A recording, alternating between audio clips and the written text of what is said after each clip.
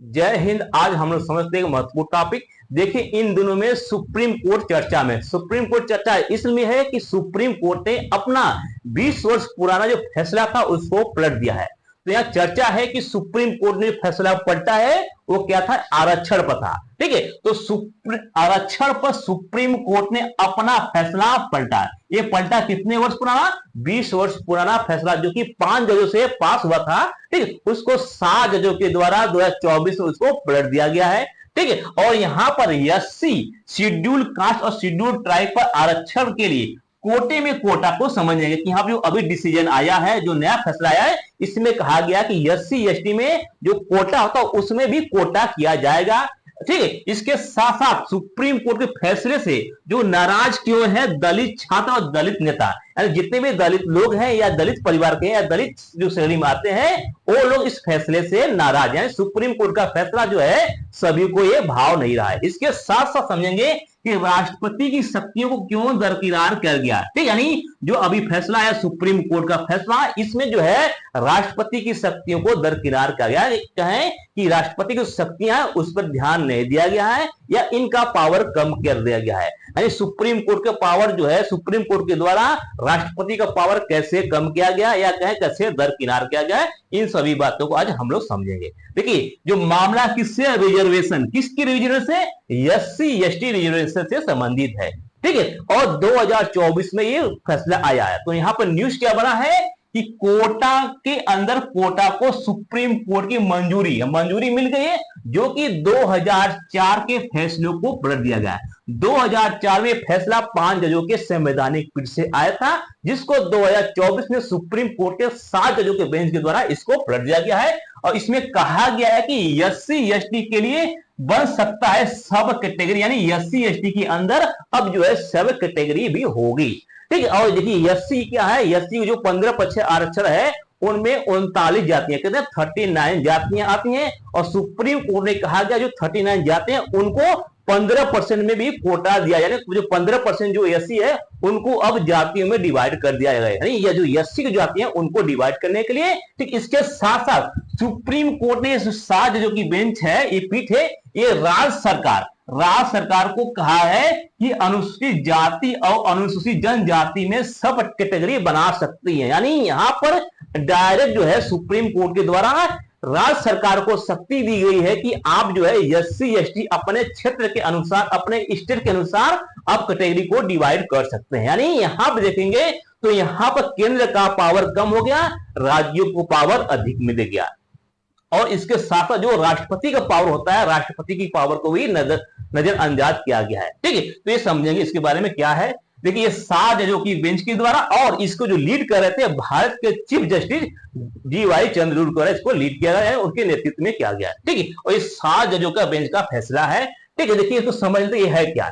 देखिए, भारत सरकार में एक केस था जो कि सर्वोच्च न्यायालय में गया, सुप्रीम कोर्ट में गया था, पंजाब और हरियाणा का। ठीक है, जो कि 2006 में गया था और 2010 में इसको क्या है निरस्त कर दिया, खारिज कर दिया गया था, जिसको दोबारा इस पर पुनर्विचार करते हुए, ठीक है, न्यायालय ने इस पर पुनर्विचार करते हुए जो एससी अनुसूचित जाति, इसको एससी बोलते हैं, शेड्यूल कास्ट, और अनुसूचित जनजाति एसटी, ठीक, शेड्यूल ट्राइब को जो एससी, इनको जो है अब समूह के उपवर्ग यानी सब कैटेगरी में करने की बात कही गई है। ठीक, यानी जो 2004 का फैसला आया था उसमें सुप्रीम कोर्ट ने कहा था कि एससी एसटी को सब कैटेगरी में बांटा नहीं जा सकता है। लेकिन 2024 का जो फैसला आया इसमें कहा गया कि जो एससी है और एसटी है उनको सब कैटेगरी में बांटा जा सकता है।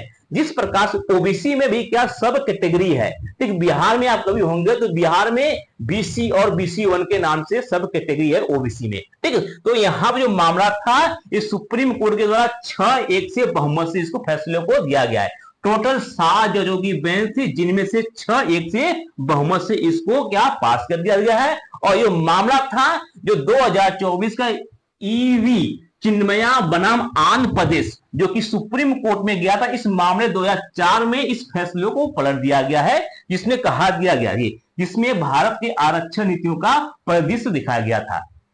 ठीक है, यानी जो फैसला पलटा है 2004 का, 2004 में जो फैसला हुआ आया था ये 5 जजों का बेंच था। यानी 5 जजों का बेंच का फैसले को 7 जजों के द्वारा पलट दिया गया है। 2005 में ये क्या संवैधानिक थी और 2007 में 7 जजों के द्वारा इसको पलट दिया गया है। अब जो मान्य होगा 2024 की जो डिसीजन है वो मान्य होगा। हमेशा जो मान्य होता है संवैधानिक पीठ, जो बड़ी पीठ होती है उसी को मान्य होता है। ठीक है, तो यहाँ पर जो 7 जजों की बेंच के द्वारा है जिसको 6-1 से पारित कर दिया गया, 6-1 के बहुमत से इसको क्या है आगे बढ़ाया गया था। ठीक है, और यहां पर देखिए जो कैटेगरी है एससी एसटी ओबीसी का आरक्षण कितना है, तो देखिए रिजर्वेशन कैटेगरी जो एससी और एसटी की बात करेंगे तो एससी का जो कैटेगरी है आरक्षण जो प्रावधान है 15% है और एसटी का 7.5% है।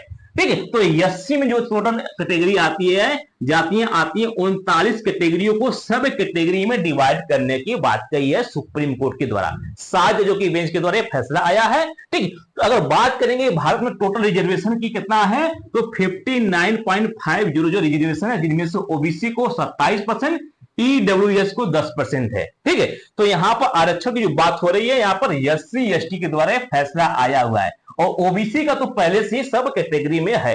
ठीक है, तो यहां पर इस फैसले में क्या कहा गया है, जो ईवी चिन्मया बनाम आंध्र प्रदेश जो था इसमें जो इस मामले के बारे में समझ लेते हैं कि इस मामला क्या था, उस समय जो डिसीजन आया था उस डिसीजन के बारे में समझ लेते हैं।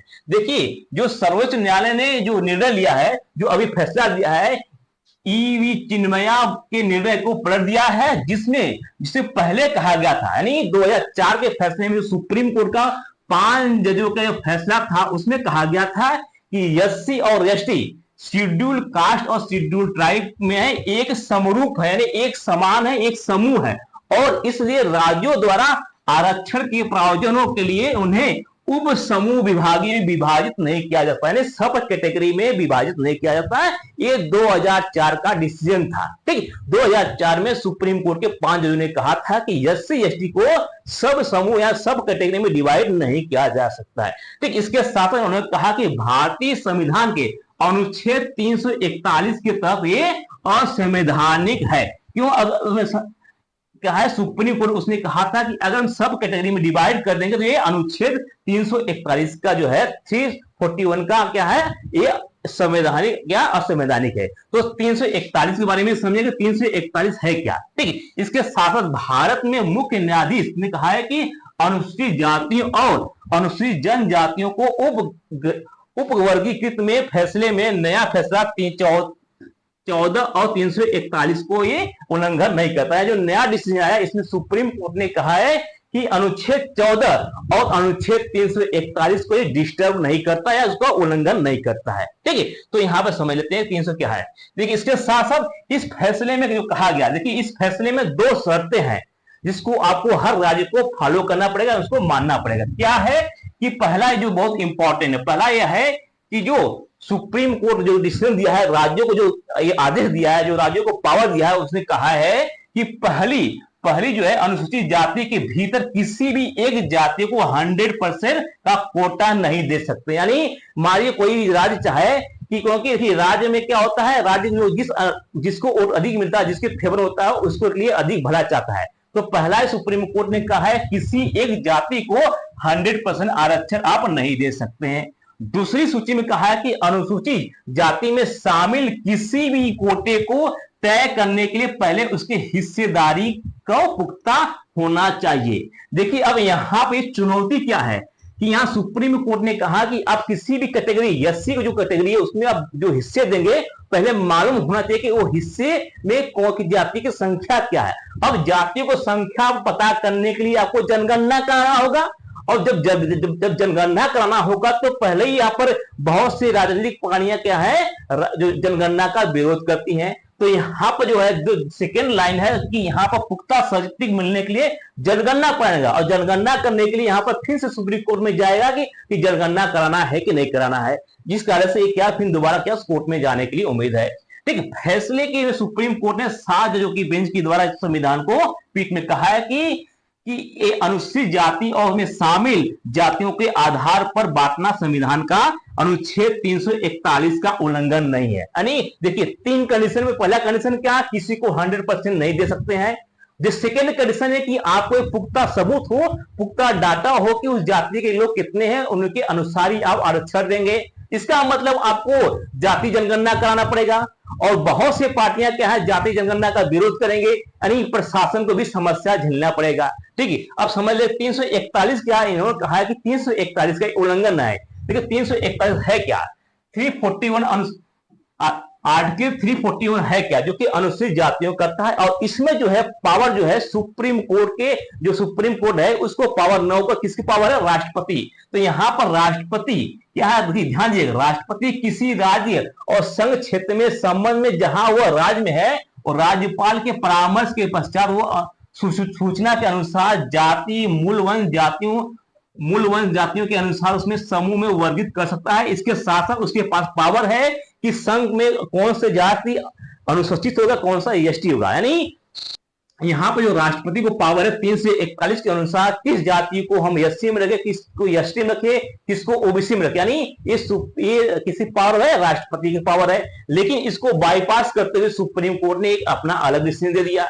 ठीक है, और सेकेंड में कहा है कि संसद विधि द्वारा खंड अधीन एक जो जारी है इसको क्या है, राष्ट्रपति के अनुसार इसको फॉलो करना पड़ेगा। नहीं, राष्ट्रपति की शक्ति यानी राष्ट्रपति को पावर केवल है कि कौन सी जाति एससी होगी, कौन सी एसटी होगी। लेकिन यहां पर सुप्रीम कोर्ट इसको बाईपास यानी इसको ध्यान में न देते हुए अपने पावर का यूज किया। कैसे किया, क्योंकि सुप्रीम कोर्ट के पास एक क्या, उसके पास एक रास्ता था, एक बाईपास था, जिसको 48 आर्टिकल नंबर 142 क्या है, 142 की पावर है कि उच्च न्यायालय के आदेशों को, डिग्रियों को परिवर्तन और खोज करने की है। और इसमें कहा है कि सर्वोच्च न्यायालय अपने अधिकार क्षेत्र का प्रयोग करता, यानी 141 में क्या है, सुप्रीम कोर्ट को पावर है, और 341 में है क्या है, आपको राष्ट्रपति को पावर है। तो सुप्रीम कोर्ट राष्ट्रपति की पावर उसको बाईपास करते हुए अपना आर्टिकल 142 का प्रयोग किया, जिसमें कहा गया है कि सर्वोच्च न्यायालय अपने अधिकार क्षेत्र को यहाँ पर आदेश दे सकता है। इसके साथ साथ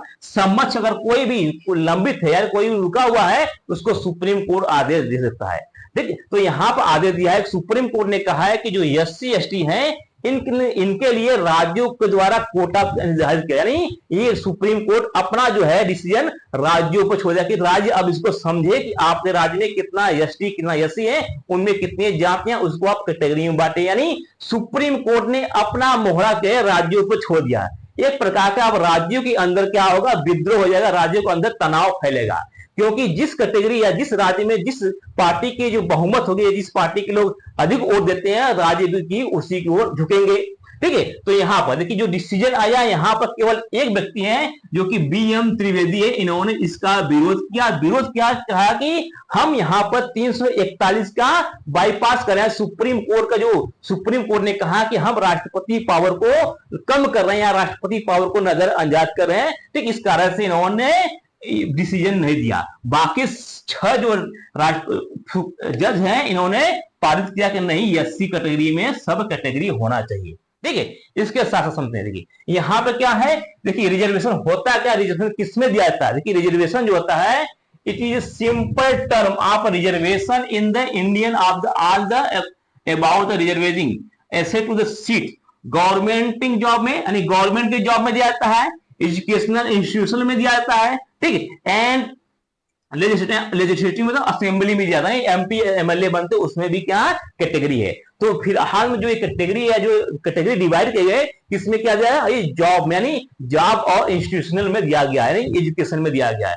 ठीक है, तो यहाँ पर सुप्रीम कोर्ट के द्वारा जो डिसीजन दिया गया, इसके साथ रिजर्वेशन दिया क्यों जाता है कि देखिए रिजर्वेशन उन लोगों को दिया जाता है जो अपने समाज से पिछड़ हुए हैं, और पिछड़ने के लिए उनको रिजर्वेशन देकर उनको अपलीमेंट कहने में उनको आगे बढ़ाया जाता है। इसके लिए रिजर्वेशन का प्रावधान किया गया। जैसे आप समझते हैं कि यहाँ पर देखिए एक व्यक्ति यहाँ पर है, 2 3 है, और यहाँ पर देखिए छोटा वाला व्यक्ति है, ये क्या है, अपना सीन नहीं देख पा रहा है, अपना जो है ये देख नहीं पा रहा, तो इसको क्या है रिजर्व कर, यानी इसको कुछ आरक्षण देकर इसको हटाकर यहाँ पर देगा, नहीं इसको क्या अपलीमेंट कर उसको। इसी प्रकार से समाज में जो जातियां पिछड़ गई हैं उनको आरक्षण देकर एक लेवल लाने के लिए आरक्षण का प्रावधान किया गया। ठीक है, तो आरक्षण का मेन मूल क्या है कि जो समाज से पिछड़ गए हैं, चाहे वो आर्थिक आधार पर चाहे शिक्षा के आधार पर, उनको क्या है आरक्षण देकर उनको एक लेवल में लाना या समानता के लिए लाना, यानी इक्विटी के रूप में लाना। ठीक है, तो देखिए इंडिया में रिजर्वेशन कितना है,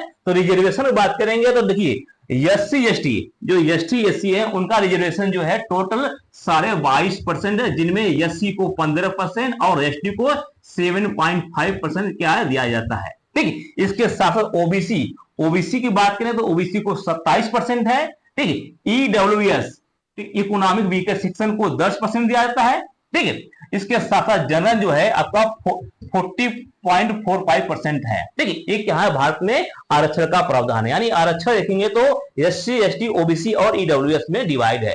ठीक है, इसके साथ साथ समझ देखिए पंजाब सरकार की ओर से, देखिए पंजाब सरकार ने 1975 में लागू किया था। देखिए पंजाब सरकार ने क्या किया था, अपने यहाँ जो है जो एससी होता है उसमें 1975 में क्या है आरक्षण का प्रावधान किया और उसमें कैटेगरी डिवाइड कर दिया गया। तो पंजाब में कैटेगरी कब किया था, 1975 में किया था और ये लगातार ये जो है 2006 तक चलता रहा। जब तक जो यहाँ पर 2006 ये लगभग जो पंजाब सरकार को 1975 में लागू किया गया था और जो 2004 में जो डिसीजन पलटा है तो ये सुप्रीम कोर्ट के द्वारा इस डिसीजन जो पंजाब में था उसको भी हटा दिया। नहीं, पंजाब में लगभग 1975 से लेकर 2006 तक यहां पर सब कैटेगरी के रूप में चलता रहा, लेकिन जैसे 2004 का 5 जजों की बेंच आया तो यहां पर सब कैटेगरी को पंजाब सरकार को हटाना पड़ा, क्योंकि सुप्रीम कोर्ट का डिसीजन आता है तो पूरे राज्यों को फॉलो करना पड़ता है।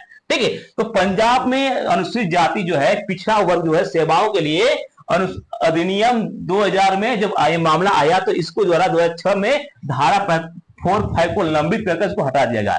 ठीक, इसके साथ साथ इस प्रावधान में अनुसार सीधी भर्तियों में अनुसूचित जाति के लिए और 50% नहीं, जो यहाँ पर पंजाब सरकार ने 1975 में किया गया था तो 50% जो आरक्षित किसी कर दिया था, अनुसूचित जातियों को लिए यहाँ पर कर दिया गया था, क्योंकि पंजाब में एससी जो है संख्या में अधिक है। ठीक, इसके साथ साथ उच्च न्यायालय ने यहाँ पंजाब और हरियाणा के उच्च न्यायालय की जो है यहाँ पर दोबारा से 2010 में इसको क्या किया, फिर से उसको खारिज कर दिया, क्योंकि ईवी चिन्मया बनाम जो आंध्र प्रदेश था उसको 2004 में सुप्रीम कोर्ट के द्वारा 5 जजों से उसको पास कर दिया गया था, जिसमें कहा गया था कि एससी एसटी में सब कैटेगरी नहीं हो सकती, लेकिन पंजाब सरकार के द्वारा 1975 से सब कैटेगरी के रूप में चलाया जा रहा था, जिसको 2006 में चुनौती दिया गया और 2010 में इसको क्या है खारिज कर दिया गया। नहीं, जो सरकार 75 से लेकर 2006 तक चलती रही उसको अब फिर से वो क्या सब कैटेगरी हट गई, लेकिन उसको दोबारा फिर से ओपन किया गया पंजाब सरकार द्वारा,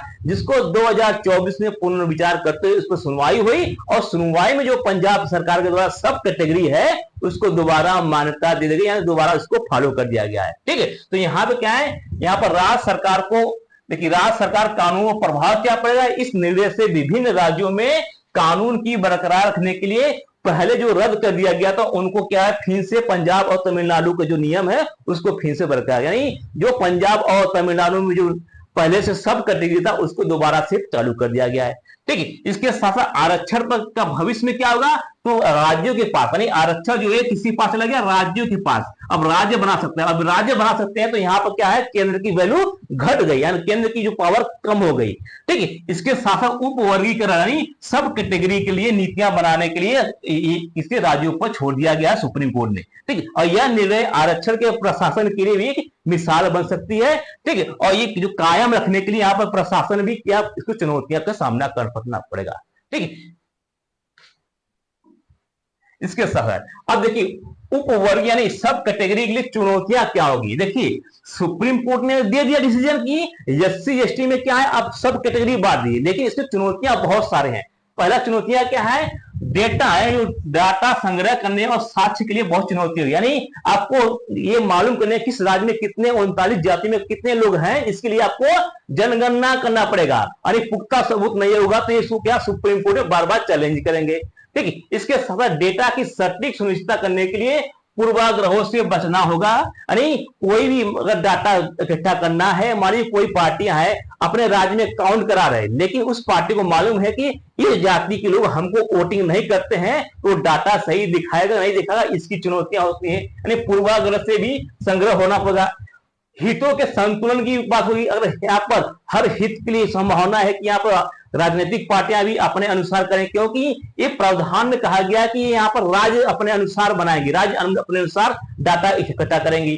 ठीक, इसके साथ साथ एक रूपता बनाम विविधता नहीं, जहां पर एससी के लोग एक साथ रहते थे। अब यहाँ पर एससी में ही क्या भेद हो गया, यानी यहाँ पर देखिए एससी कैटेगरी में क्या फूट डल गया, यानी फूट डालो राज्य की नीति यहाँ पर हो गया। यहाँ पर जो एससी के लोग एक साथ रहते थे, अब एससी कैटेगरी के अंदर भी अब लोगों में क्या फूट पड़ गया, यानी आपसी विद्रोह का भी संभावना है।